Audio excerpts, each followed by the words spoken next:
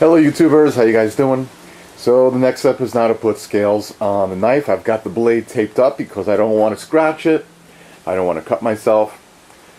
And I'm going to cut out now using G10. This is a 3-color green. It's a hunter green, a OD green, olive drab green and I forgot what the third green is. I think it's a Jade. And I'm not sure if you could see it. I took the grinder to it, 80 grit. That's what I had. If I use a finer grit, probably will show up better. Oh well, maybe I need to oil it up or something. It'll show better. So I'm going for a urban woodland camo kind of combination color thing. So woodland camo kind of look using G10.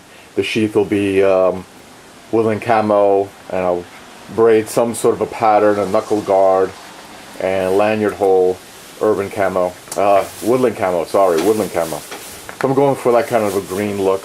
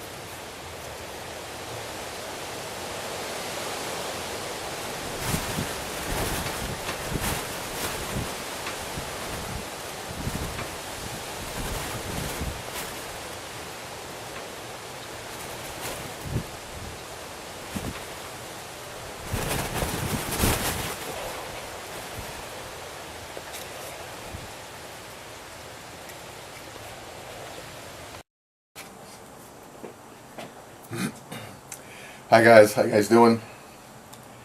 The tropical storm or hurricane just flew by, Sandy. I have power, so I'm pretty fortunate for that. We have the day off from work. A lot of the roads are closed around here. So last night, while the power was going on and off, and perhaps not the smartest thing to do, I was grinding, because if we lose power, then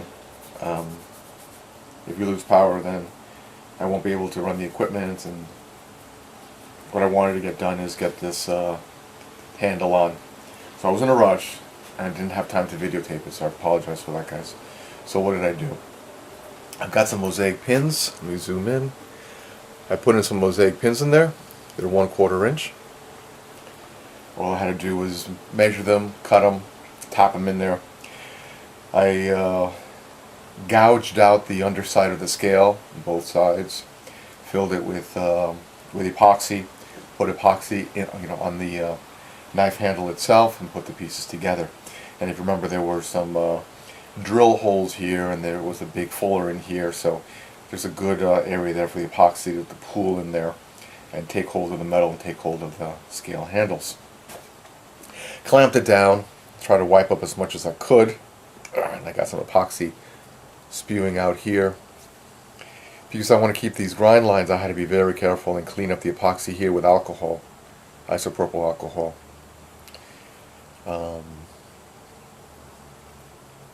Okay, so this is where we're at now. Now it's time to grind. And I haven't really decided as to what kind of finish I'm going to do. I'm probably not going to do it on video because it gets very dusty. I just want to get this done already. Hit it with the grinder again and clean this up. I've got a little bit of glue coming out through here. So this is what it looks like. I'm going to pause it, clean it up.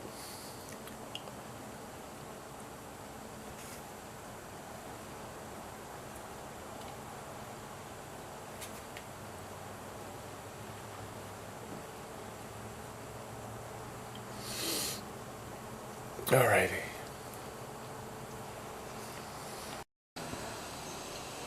Alright guys, here it goes.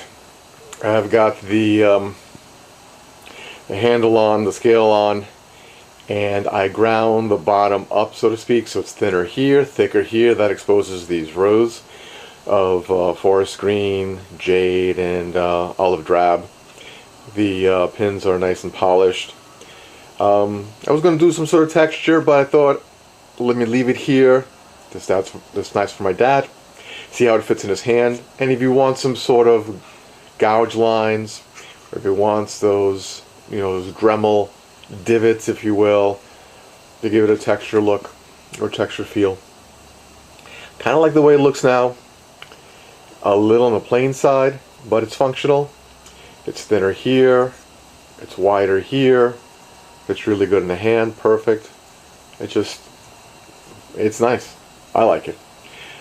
I could do a little more work, but if he likes it this way, nice and simple, if he likes how it feels, then, why do the extra work? Why modify it? I could always modify it later if he gets tired of the handles. Close up of those, trying to see how we can get the light on it. Maybe I'll take it outside.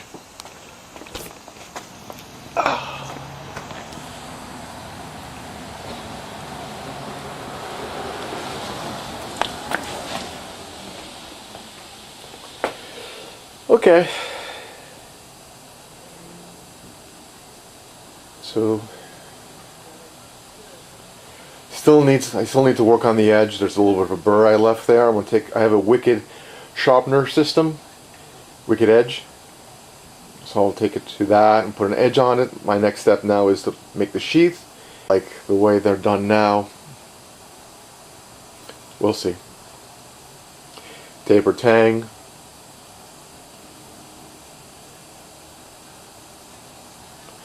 Ground this with a 220 belt so I didn't ruin the polish. Angle grinder down here. 80 grit grind lines all around. So I didn't want to put anything here, just that there was too much going on. Since this is polished, leave this flat. This is all ground up, that's all ground up. So I just didn't want too many things going on. Alrighty guys, next step is the sheath.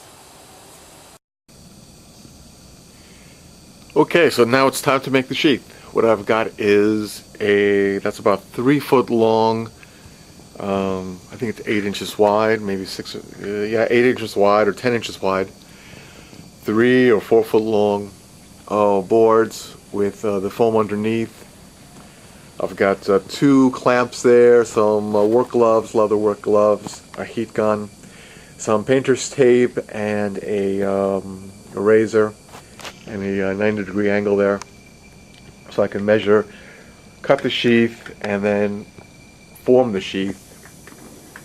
There goes the knife that I'm going to make the sheath for, and here is woodland camo, Kydex, and I'm going to put this Tek Lok looking thing on the sheath. And I'm not going to go through all the steps. There's lots of good videos out there, and I'll put links to good videos. No need to repeat that if it's already on YouTube. Thick. That's pretty thick. What would I do with this little piece here? Well, I already scored it, so that's going to be another piece. Didn't realize it was going to be that big of a sheath. Maybe I can get these 2 pieces together for another knife. So I'm just going to keep cutting it.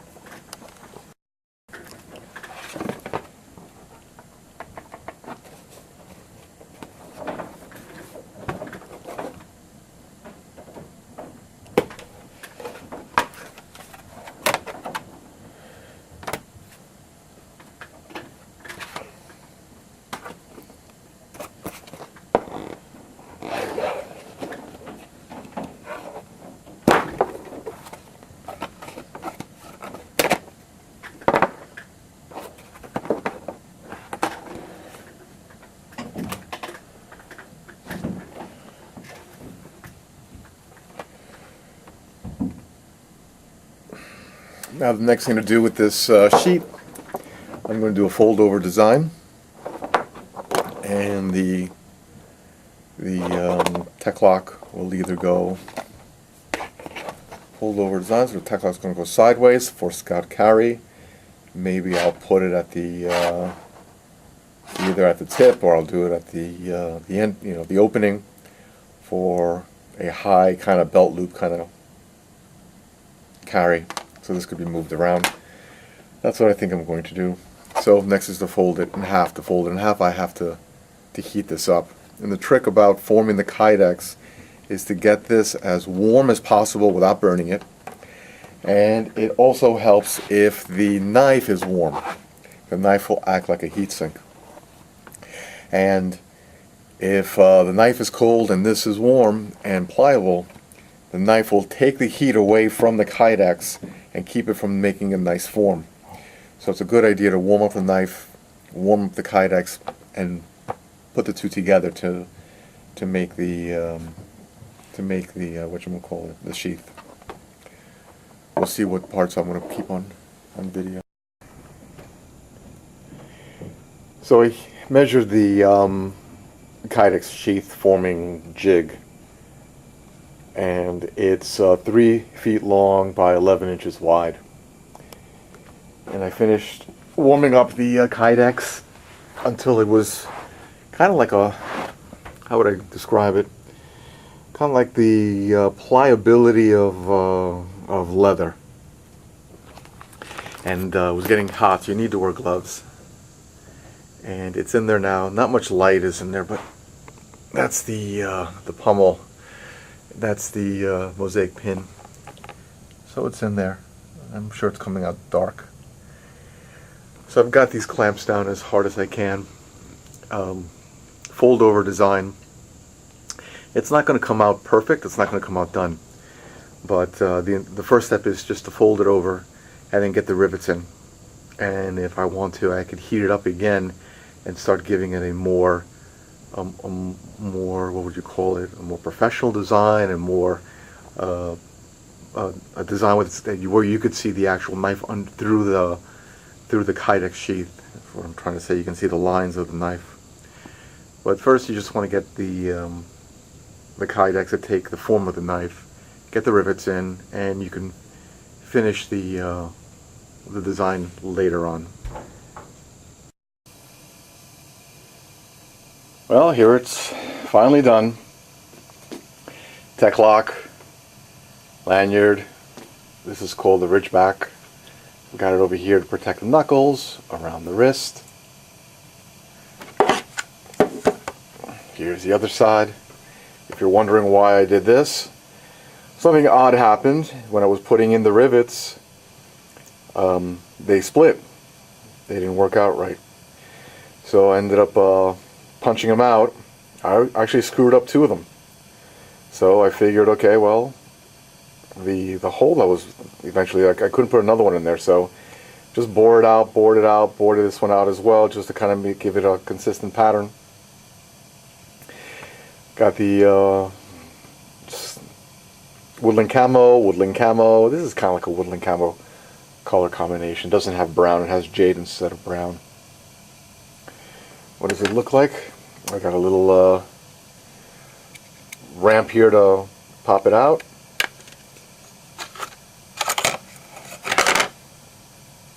There it goes. Mosaic pins.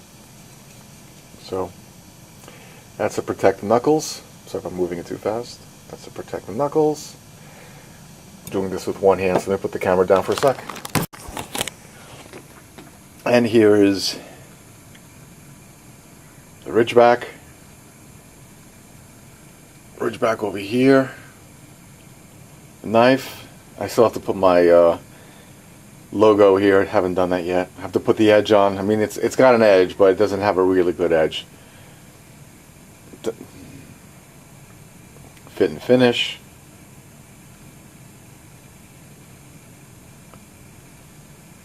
What do you guys think? Not sure if I'm showing it in its best light.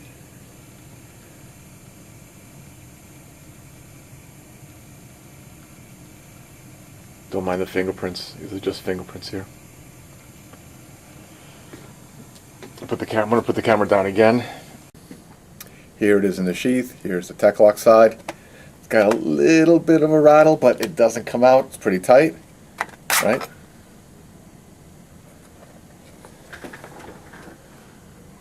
So I think that came out pretty cool. Nice deep ridge there. It's got a little bit of the form of the knife.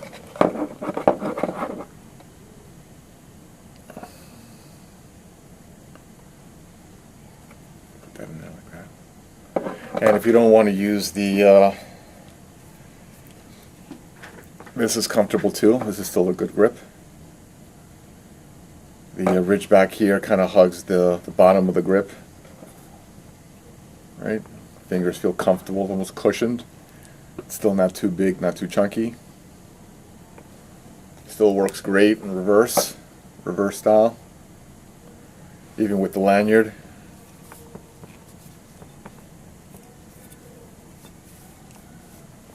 A little awkward. Alright, so let's put the camera back on the knife. There we go. My dad will be happy. And I'm happy this project is over. Okay. Not bad. Alright, guys.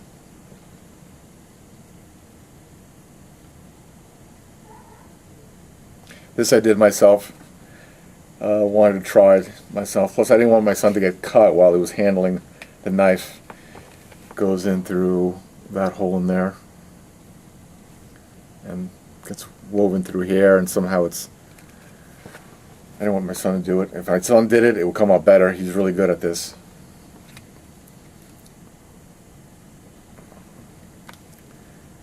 Okay, guys. Thanks for watching. Hope you had fun.